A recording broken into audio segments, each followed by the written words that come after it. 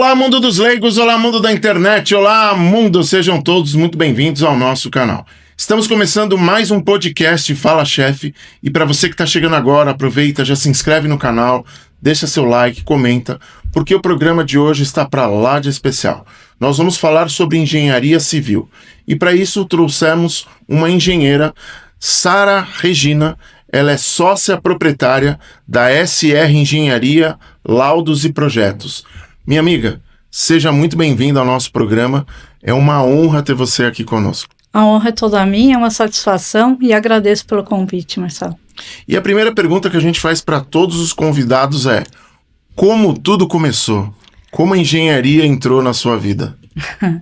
A engenharia entrou na minha vida, eu me formei engenheira civil. Iniciei na engenharia civil fazendo vistoria de recebimento de imóveis novos. Depois atuei na parte de reforma de apartamentos de alto padrão. Me especializei em construções em EPS. Aí, como a gente não para de estudar, né? A gente está sempre ali mantendo os estudos. Eu entrei na parte de patologias das construções. Aí me apaixonei por essa área e a gente atua nessa área até hoje. Legal. E o que vem a ser patologia? No caso da engenharia, né? Sim, sim. Patologia, ela vem do grego, né? Pato é doença e logia, estudo. Patologia, estudo das doenças. E aí a gente usa o mesmo termo para construção civil. Legal. E quais são os problemas, digamos assim, mais comuns que as pessoas vão lá para procurar o seu trabalho, para entender um pouco mais das dificuldades que tem na obra? Os problemas mais comuns são infiltração, fissura, umidade e problemas estruturais. E quando uma infiltração, você comentou agora há pouco, ela deixa de ser apenas uma estética e ela passa a ser, como dizer, sei lá, um risco real para um imóvel? A infiltração, ela passa a ser prejudicial, eu digo assim, não só na parte do imóvel, mas também para a saúde, a partir do momento que ela se manifesta. Então, aí cria-se aqueles fungos, né, onde tem aquelas manchas de bolor, de mofo, e aquilo, conforme a gente vai respirando, ele faz mal para a saúde, né, se torna um ambiente insalubre. E para a estrutura, a água, ela serve tanto quanto para fortificar, né, o cimento ali, para a gente dar resistência, quanto também para danificar. Então, se ela for usada em proporção incorreta, ou se ela for lavando o cimento, ela vai deixando a estrutura cada vez mais frágil. Entendi. Então, ela acaba prejudicando também. E as pessoas, elas têm o costume de confundir de que infiltração é só na parede, né? Que dá aquela bolor, aquela rachadura. É mais coisa, não é? Sim, existe vários tipos de infiltração, né? A gente tem a infiltração por condensação, que é aquela que é um vapor que vai grudando. Tem infiltração que é a umidade negativa, que ela pode vir, por exemplo, de um barranco que vai passando para o lado de dentro. Tem infiltração da tubulação, né? Hidrossanitária, da tubulação de água, enfim. Então, a gente tem vários tipos. Então, a gente tem que diagnosticar, cada uma ter a sua causa e a sua forma de correção. Legal. E vamos supor assim, né, Sara, eu comprei um imóvel, eu tenho certeza que ele está perfeito. Imóvel novo. Faz sentido eu pensar assim ou eu estou viajando na ideia? Não, imóvel novo também dá problema, e muito problema. As pessoas têm uma crença de pensar que porque o imóvel é novo, ele vai vir em perfeitas condições. Mas assim, até hoje, todas as vistorias que a gente fez, até hoje, eu estou falando por mim, não peguei nenhum imóvel hoje que eu pudesse falar, não, está 100% e está tudo correto. Sempre tem um errinho. Sempre tem alguma coisa que precisa ser corrigida, até porque é feito por humano, né, Marcelo? Então, humano erra, né? Então, é normal. E falando em erro, dentro desse assunto, qual é o maior erro que as pessoas cometem quando recebem as chaves, então? O maior erro que eles cometem é achar que eles vão fazer a vistoria e eles conseguem examinar tudo na hora da entrega da chave, que não vai ter problema nenhum. Porque, primeiro, o proprietário ele vai estar encantado naquela hora de receber a chave, ele não vai estar preocupado em ver fissura, ver rachadura, ver se o imóvel dele está com algum tipo de problema. Só está vivendo o momento ali, né? Isso, ele só está vivendo o momento. E um outro ponto é que tem alguns tipos de patologia ou de erro de execução que uma pessoa leiga consegue identificar, outros não. Então, essa que é a pior, que pode trazer comprometimentos depois, que pode ocasionar posteriormente a patologia daquela construção.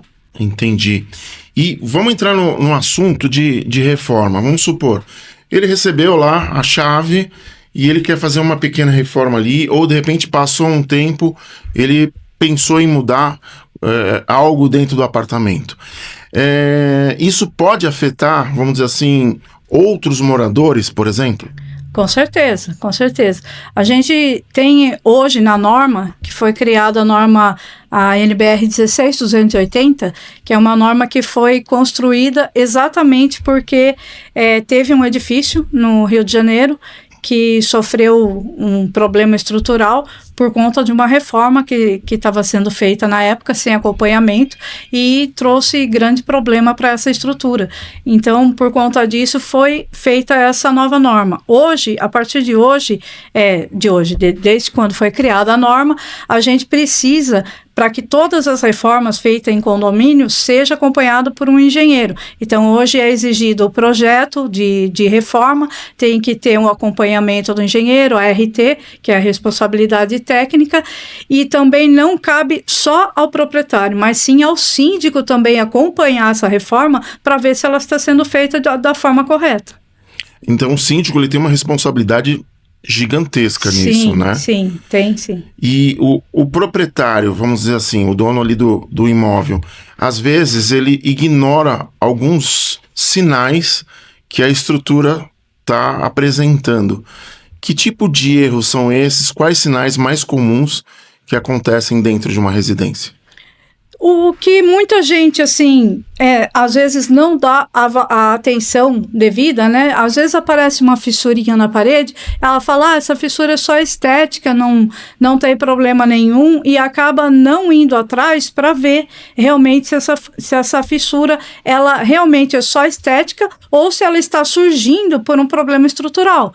Porque mesmo que é uma estrutura, ela não vai começar já da noite para o dia a abrir a rachadura na parede. Ela vai começar de um início através de uma fissura, né? Então, tem vários tipos de patologias que dá que não são recebidas a atenção que deveria. A umidade mesmo é uma delas. Por exemplo, teve um apartamento que eu fui fazer um laudo e a hora que a gente foi tentar fazer o teste de estanqueidade, porque por infiltração, para ver para onde que estava vazando. A gente não conseguia nem dar a lâmina mínima da água com o traçador químico para a gente ver para onde que estava indo. Era instantâneo. Você colocava a água e ela baixava. E aí, a gente não sabia de onde que era. E aí, quando a gente começou a olhar com mais atenção, vimos que no rodapé do azulejo, do box do banheiro, tinha uns pontinhos bem pequenininhos de falta de rejunte. Mas como a proprietária ia já fazer a reforma desse apartamento, a gente pediu autorização se podia remover alguns pisos e azulejo ali daquela emenda para ver como que estava esse problema na parede. Quando a gente removeu, Marcela, a gente ficou assustado, sinceramente, porque daquele furinho pequenininho que tinha na emenda do azulejo, do outro lado, a gente não contava que tinha um buraco enorme por debaixo daquela estrutura ali, né? Já estava... então, a gente enchia por aquele furinho, a água já vazava. A hora que a gente abriu, tinha um buraco grande lá embaixo. Então, às vezes a gente não dá o devido valor, né? Da grandeza... A proporção que vai ter, né? Do problema, porque você olhando era só um furinho. Mas a hora que a gente abriu, realmente tinha um problema grande. Meu Deus. E amiga, eu sempre falo que o óbvio precisa ser dito. E a pergunta que eu vou te fazer agora é uma pergunta que eu digo, é meio besta, mas eu preciso fazer, né? Sim. Engenheiro tem preparo, dedicação, empenho, anos de estudos, tá o tempo ali na obra, de olho no que pode dar errado, né? A pergunta é necessário contratar um engenheiro para acompanhar a obra ou eu posso chamar meu amigo vizinho, que eu como um churrasco com ele de domingo de vez em quando, e ele faz uns bicos. O que você responderia sobre isso? Obviamente, né? Pergunta besta não existe, né, meu amigo? Toda pergunta tem um fundamento, né? E eu digo assim, com a total certeza de que sim, é importante o acompanhamento técnico de um engenheiro, até porque os mestre de obra, os pedreiros, eles têm um limite, né? Aonde vai o entendimento dele até ali. Só que muitos deles não entendem de norma, muitos deles, não estou falando que eles atuam de uma forma incorreta, mas eles não têm todo o preparo que às vezes é necessário numa obra, né? E para que uma construção, uma edificação, ela seja feita com segurança, a gente segue algumas normas. E essas normas, elas são essenciais para que não ocorra erros futuros, né? Entendi. E assim, o que acontece quando a pessoa ela vai protelando, vai deixando para depois, o famoso amanhã eu faço, não é? E aí algo que é muito fácil de resolver, pela teoria, ele acaba tomando uma proporção gigantesca. Você já viu casos dessa proporção, digamos assim? Sim. Dessa dimensão, acho melhor a palavra. Sim, e até em questão de custo, a gente tem uma lei na engenharia que se você faz uma correção de uma execução no projeto, ela tem um valor X. Se você faz durante a execução, ela tem um valor 5 vezes maior do que aquele projeto. Se você faz depois da execução, ela tem 5 vezes a 5 vezes anterior. Então, quer dizer, já deu 25 vezes maior a questão do custo. Então, isso é uma lei que a gente segue na engenharia. Então, a gente falando de gasto, a gente já tem, né, todo esse prejuízo. E dentro da obra, se a gente não seguir alguns requisitos, a gente também tem a questão da segurança, porque tem coisas que é essencial. Então, a gente tem que seguir. Então, não só na parte de gasto financeiro, né, mas como na questão da segurança, porque se a gente não segue alguns padrões, a gente aumenta muito o índice de que alguma coisa pode dar errado ou alguém se acidentar. Então, tem isso também que a engenharia civil, ela tem que ter o olho aberto em todos os campos, né, principalmente da segurança. Legal. Então eu posso afirmar que eu poderia usar essa frase, isso poderia ser evitado. Com certeza, com certeza. Tem algum exemplo clássico, óbvio, não precisa citar nomes nem empresa, mas algo que você vivenciou e teve que corrigir isso na sua profissão? O que a gente mais vê de erro que poderia ter sido evitado e que depois fica um absurdo de caro para corrigir é exatamente a umidade. Por exemplo, se a gente pega uma execução, ela ainda está lá no radier, lá na parte da fundação ainda, e a gente faz a impermeabilização, tudo certinho, para não ter o problema da umidade de capilaridade, né? A umidade ascendente, que para quem não conhece, é aquela que vem do solo e ela vai subindo na parede, que a gente vê muito nas casas, infelizmente, no rodapé, que fica aquelas manchas, né, de umidade ali, aquilo dá muito trabalho depois para a gente tirar, né, para fazer a correção da forma correta, sai muito mais caro do que ter impermeabilizado aquilo na obra, na hora que estava fazendo a execução da casa. Entendi. E amiga, eu vou pegar um exemplo clássico que eu estou vivenciando isso no meu apartamento. E até tendo a solução eu te encaminho lá para ver, porque eles estão que nem doidos. O que acontece? Toda vez que chega esse período de frio, eu moro no 11º andar. A parede que dá vista para a janela ali, ela começa a embolorar de uma tal forma, ela começa a ficar úmida de uma tal forma que chega a embolorar. E todo o pessoal ali do meu final 4, né, do final 4 e do final 1, reclamam disso. Porque os móveis ficam encostados, fica aquele bolor. O que teoricamente, só da forma que eu tô falando, pode ser? Porque as pessoas dizem, isso há anos acontece, é assim mesmo. Não. Assim mesmo eu falo, cara, não sabe aqueles grupos de WhatsApp do condomínio? Eu falo, como que é assim mesmo, cara? Sim. Então, Marcelo, uma coisa que a gente tem que se atentar é para saber em que localidade, em que posição que o sol fica quando ele bate na fachada desse seu apartamento, porque isso influencia muito. Às vezes é o mesmo prédio, no mesmo lugar, só que o sol bate, por exemplo, no seu quarto, ali, num determinado horário, e no prédio vizinho ali, o sol bate, vamos supor, num outro cômodo lá no banheiro, ou provavelmente, a fachada, aonde que tá tendo esse bolor aí, aonde a posição Entendi. do sol, geralmente ela influencia muito. Se for na sudeste, ele tem uma proporção maior para que aconteça automaticamente essa manifestação patológica. Então, mas tem como resolver isso ou é impossível? Tem como resolver. Por que eu falo? Eles pintaram o prédio do lado de fora e continua a mesma coisa. A gente sabe que não é só a pintura. Tem que ter um tratamento. Sim, porque na verdade a pintura do prédio, muitas pessoas acham que é só a parte estética, mas não é. Na verdade, ela vai estar protegendo essa parte de fora aí, né? Tem como resolver principalmente a parte da circulação, influencia muito, circulação de ar, influencia muito também nessa parte de umidade, porque querendo ou não, o corpo da gente transpira, então às vezes você está fazendo um alimento, sai aquele vapor, você está tomando banho, sai o vapor, entendeu? Então tudo isso pode ocasionar a parte das manchas, da umidade por vaporização, né? Então, às vezes no teto do banheiro. Isso, no teto do banheiro. E às vezes também dentro dos outros cômodos, né? Então tem que existir essa circulação do ar para que ele possa circular e dar uma secada, né? Nesse vapor. Então, por exemplo, mesmo que nem você falou, fica ali e dá aquela mancha ali da umidade. Mas aí tem várias questões, mesmo com o ar sendo circulando, ela ainda continua, né?